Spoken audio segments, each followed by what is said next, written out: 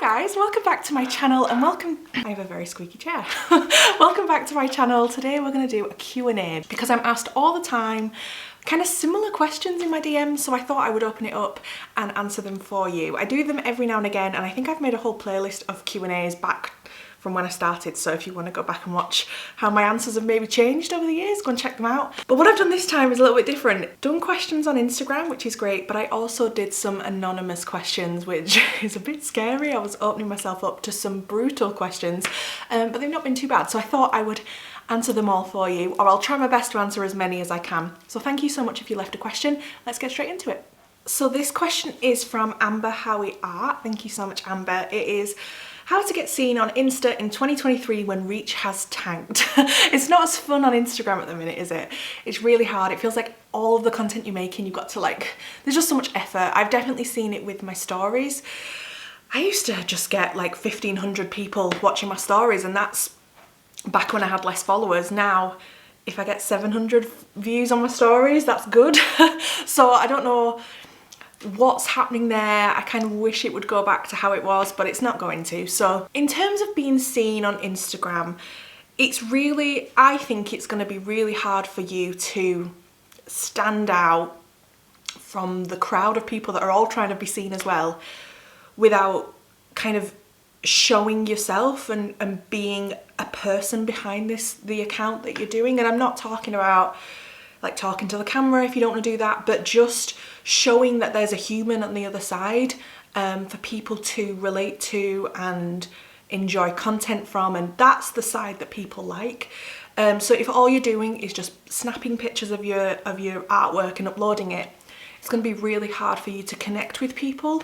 If you start showing how you do that drawing and how it comes over time and how you build it, and the person doing the drawing, you might stand out and you might be seen a bit more, but who's to know? It's so hard. I just found that I was seen after years and years and years of posting artwork. I was finally seen on Instagram when I started showing myself more. The next question is from Kelly, so thank you so much, Kelly. It's, what's your favourite thing about running your own business? I would say the freedom it's given me, in terms of I am not restricted to like a work schedule.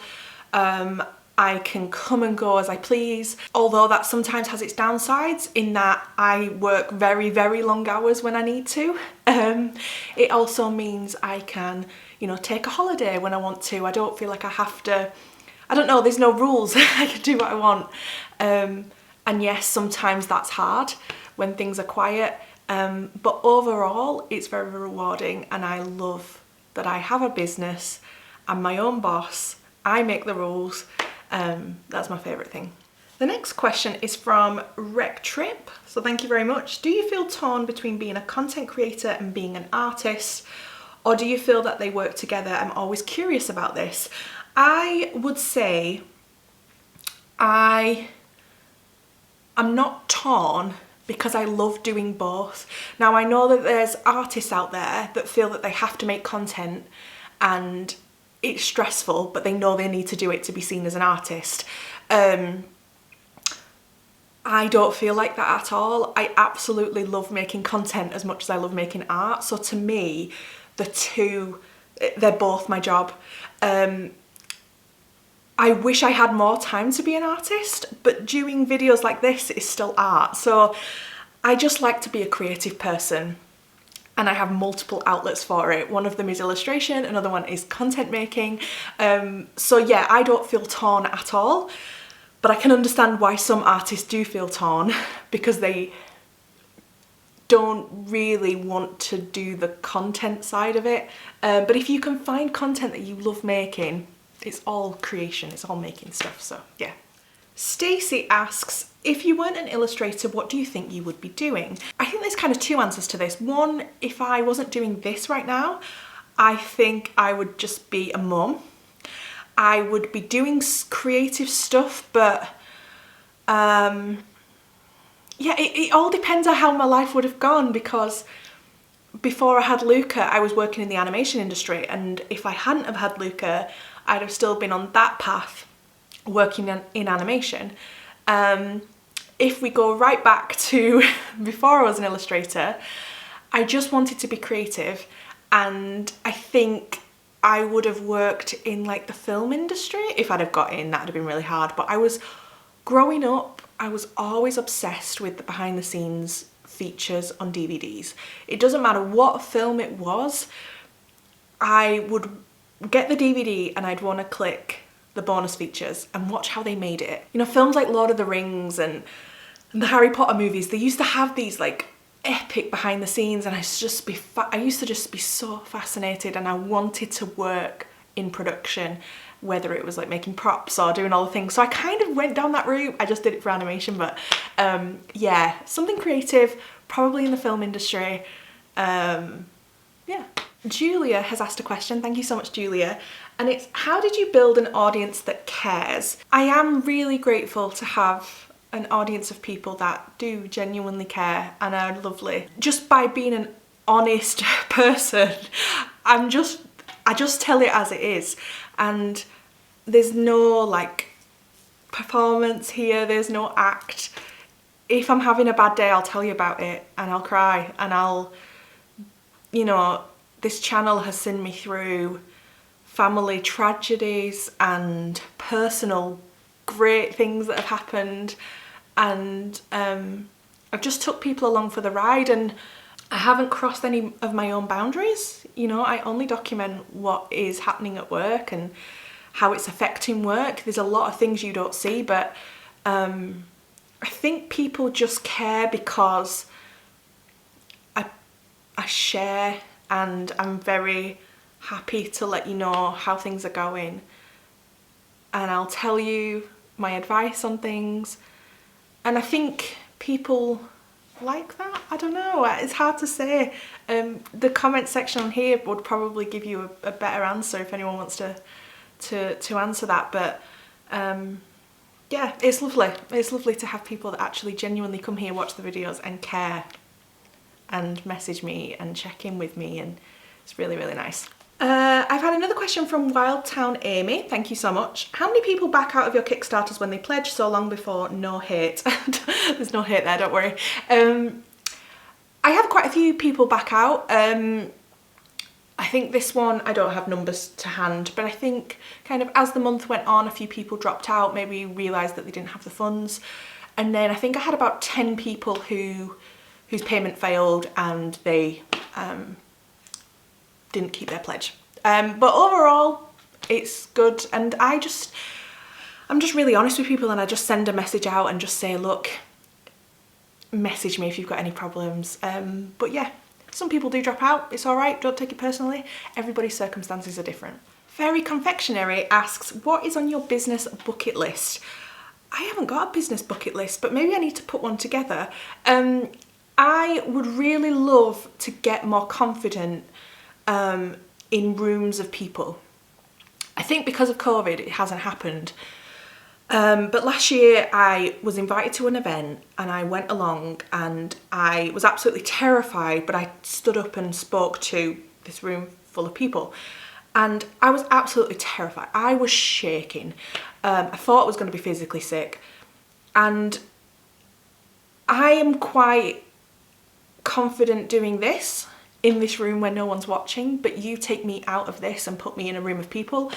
I've done a few events where I've been sat on a panel and I've answered questions, and I can do that because I feel surrounded by people on a stage with me. But I've been asked a few times to get up and do a keynote speech, and I've turned it down because I'm absolutely terrified. So I would really love if in 5 years, 10 years, I am a speaker at an event and I feel confident doing it, and I have confidence in myself to do it, because right now the thought absolutely terrifies me and I would be shaking doing it. So that is on a bucket list for me. I'm in no rush to do it. I'm gonna work my way up, but yeah, that'd be really nice. Drawing with V48 asks, would you ever open your Christmas themed shop someday? So if you don't know, last Christmas I did a collection which was Emily's, and it was a Christmas shop, and that is the dream. That's my dream shop. Like, I see myself, when this all kind of ends, when people stop watching these videos and stop supporting me on Patreon because I'm all old and I'm not young and hip anymore. I would love to have a shop, a little shop in a village that is Christmas themed and is beautiful and still sells stationery as well, but I would love it, and I hope it happens one day. The next question is, how did you manage to scale your income up to a livable wage at first? Was it Patreon? Yes.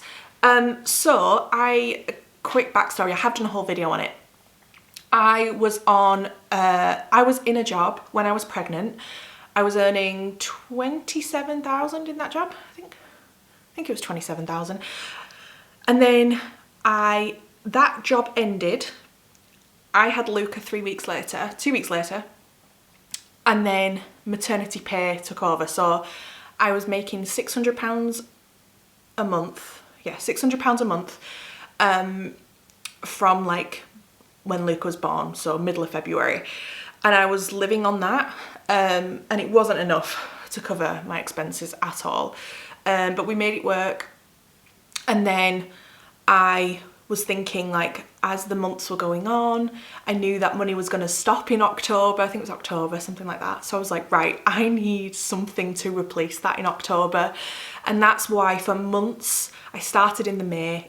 For months, I was like building up to eventually opening a Patreon. I knew it would take time to build, but I just wanted to replace that £600 because I was so used to that coming in. I was like, if I can make £600 and do some portraits on the side, I'll be okay. I launched that in the November. Hang on, let me double check. By the May of the following year, so 6 months in, I was making $800 on Patreon in 6 months. So I'd replaced that income in 6 months' time. And at this point my shop was growing, I was getting the odd sale. So yeah, it took 6 months to replace that 600. In terms of a livable wage, so what was I on in my last job? 27 grand. I think I was coming out with like 1,700 a month. Does that make sense? I don't even know. In terms of that wage, replacing that wage, I had done that by the October of that year. So a year on Patreon, I was making that. Or the business was, should I say. At that point, I got the studio, so my expenses went up massively, so I didn't take home all of that. So yeah, so within a year, I kind of replaced the income I was making in my full-time animation job, which is absolutely incredible. And I've been so fortunate that it stayed quite consistent. I don't earn that as much as that anymore on Patreon, but yeah, at its height, it went to a lot higher than that. It was absolutely crazy. But yeah. Heather asks, where do you see yourself in 5 years? The answer is I don't know, and this is a really honest answer. I don't know if I'm going to have any more children. I don't know if I can have any more children. I don't know if I will be here in this studio because costs are rising. And I don't know. I don't know what the answer is. I would love to say that business has scaled and we're, you know, doing all these things, but then at the same time, I don't want to take on more than I can manage. I don't want staff. I don't want any of that.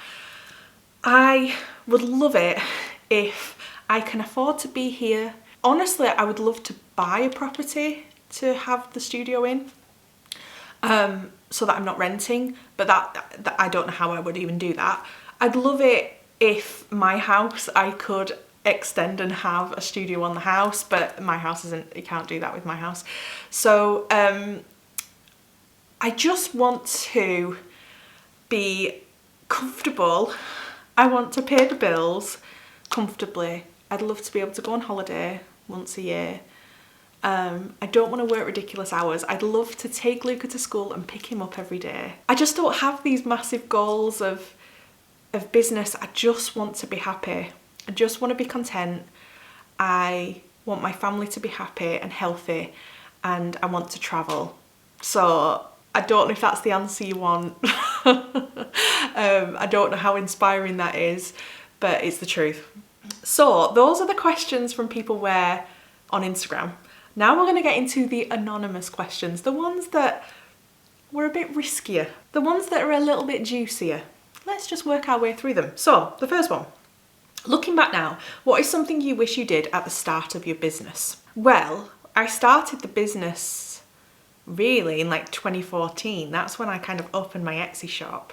Although I had other jobs, like it was a side hustle then. I wish back then I had started documenting. In 2014, I don't even know if people were thinking of vlogging at that point, were they? Probably. I should have jumped on that then. But then at the same time, I'm kind of happy with how everything's gone. But documenting, there's no downside to documenting, even if it's just for you to look back on. But can you imagine all of that footage from back then? Like, it'd been amazing. Another question is, how many days a week off do you take? It varies week to week. I almost certainly every week have a Wednesday off. I set that goal, what was it, like 2 years ago, that I'd have 1 day off a week, and it's the best decision I've ever done. So I work Monday, Tuesday, have Wednesday off, Thursday, Friday. Mondays and Fridays Luca is at nursery, so I kind of work full days. Tuesday he stays with my mum, so I work longer then. So I would say I have 1 day off a week and weekends. But there might be a week where I'm not really feeling it, I'll work from home. I'm just quite relaxed about it. And when it comes to September, Luke will be in school, so I'm gonna have to change my work week completely. So yeah. How do you go about budgeting with a small business in terms of salary? Because 1 month's business is great, but another is not. That's 1000% true. So I know my expenses. I know how much this office costs me. I know how much I need to contribute to the bills at home. And those get paid first, like those get put into a bank account. So the thing is, I get money throughout the month. I get Patreon at the start of the month, which is a good chunk of money. So that chunk of money pays the studio. The first thing it does is it pays the studio's rent, it pays the bills there, and there's like a little bit left over that I'll transfer to my bank account, and that's kind of like my money at the start of the month. And then throughout the month, I'll get shop sales. I will get maybe some money from my legging collection, just little bits of money throughout the month that go into the business account, and I try and transfer a set amount to myself. But some months you need more, some months you don't have the money come in, so you can't transfer it. Right now, I haven't really got a system. I just make sure that all my bills are paid and the tax is paid, and then we'll see what's left over, if there's any. Some months are better than others. Last month was hard. This month's a bit better. So do you know what I mean? I don't have a great answer because this business makes a decent sum of money, but the expenses are quite high at the minute. So ask me that in a year where I'm hopefully in a better place, and I will have a better answer for you. I need to get better at paying myself a consistent amount, but the business isn't there yet. But it's only because of this being in here. If I worked from home, you know, how much extra I would have, I'd just be able to just pay myself that. But this, can't have it all, and I love this place, so this place comes first. So yeah. Now this question, probably the juiciest question I've got, is so many of your followers seem to be inspired by your work / branding, etc. How do you feel about it, and how do you cope with it? It's going to happen. It's going to happen when you put yourself out there and you share what's happening. People are going to see it and think, oh, I like that, I'll give that a try. There is absolutely nothing wrong with that. I don't think there's anything wrong with that. I put myself out there. If you like it, give it a try.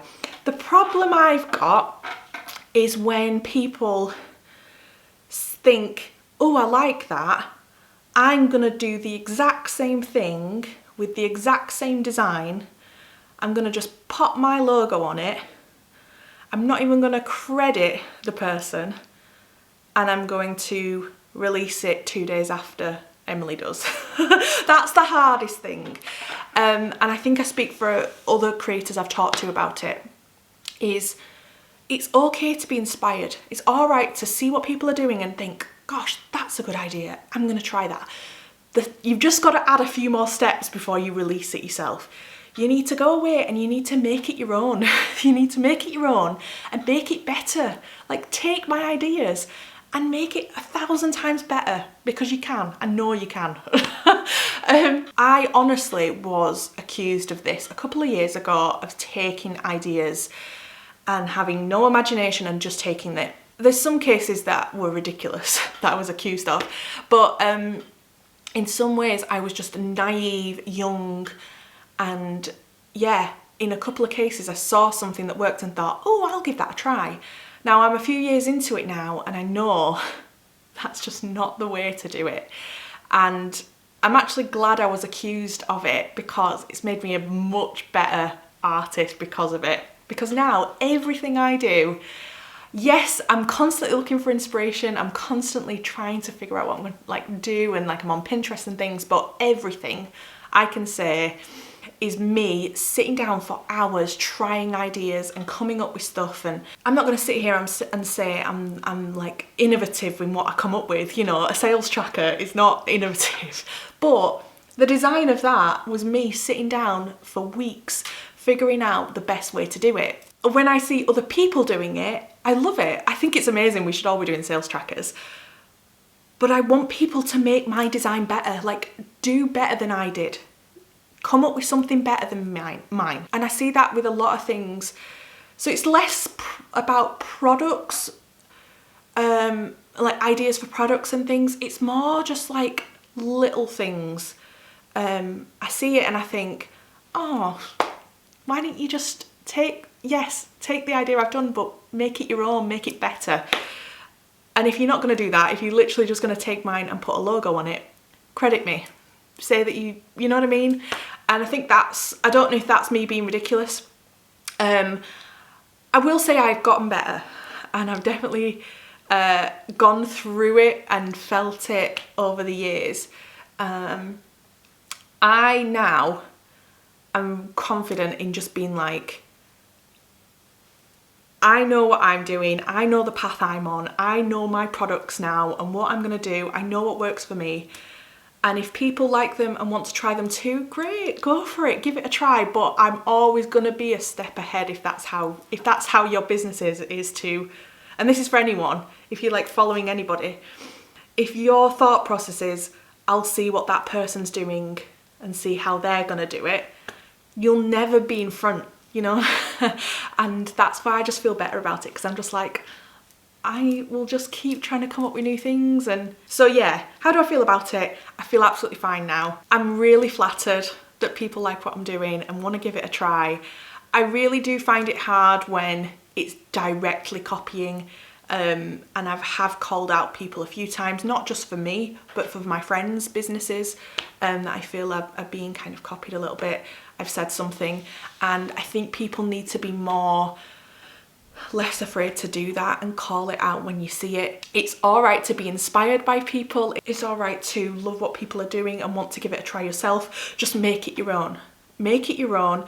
Spend time with the design. Don't just rush it and just change a colour, add a logo and make it say it's yours. Spend time to make it your own and make it special for you. What would your dream collaboration be, not including any you've already done? I would love to work with, let me think. I would love to work with like Loungefly or something, or, you know, to make a bag or something like that. I can just see like a lilac and gold backpack, it'd be absolutely gorgeous. I'd love to make phone cases.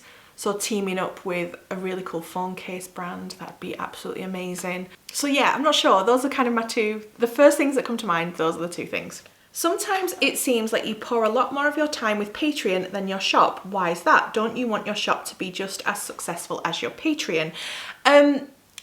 Well, yes, I do pour a lot of time into Patreon because I'm really passionate about it. I absolutely love it. I wish I had more time to make new products for the shop, 1000%. But I always said I didn't want to release loads of products. I didn't want to be that shop.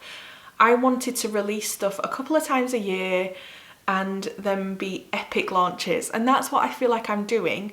In terms of it, don't you want your shop to be just as successful as your Patreon? The honest answer is my shop brings me in more than my Patreon at the minute. So I would say my shop is more successful than my Patreon. Last month wasn't, but Christmas, I mean, yeah. So I think that's the thing that's been the problem, is that I don't necessarily need to bring out new products every month because my shop does okay.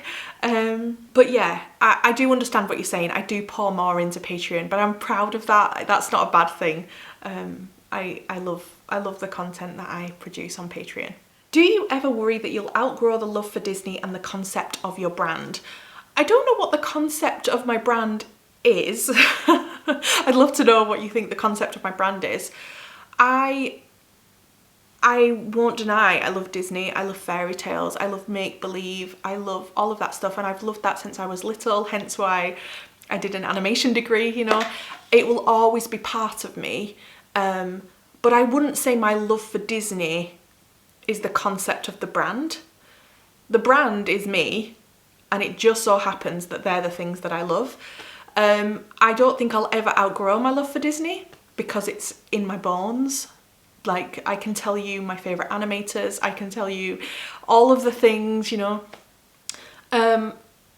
Do I think my brand might change in the future? Yeah, for sure, it might change because the brand is me. So I'm not deciding right now that the brand forever is all going to be about fairy tales. That's just what I like at the minute, and that's the direction I'm going down. But I'm certainly not, like, that's not set in stone, so who knows? Okay, my battery's died, so I think I need to end this now. I answered the majority of them, so thank you so much if you asked a question. If I missed it, ask below. I will try and answer it in the comments. If not, save it for our next Q&A. I'll try and do one very, very soon. But thank you so much for watching. Thank you for being here. If you're not subscribed, please do. I do lots of studio vlogs and tips videos and things. Please go back and watch any. That would be amazing. Thank you so much. And I will see you very soon. Bye.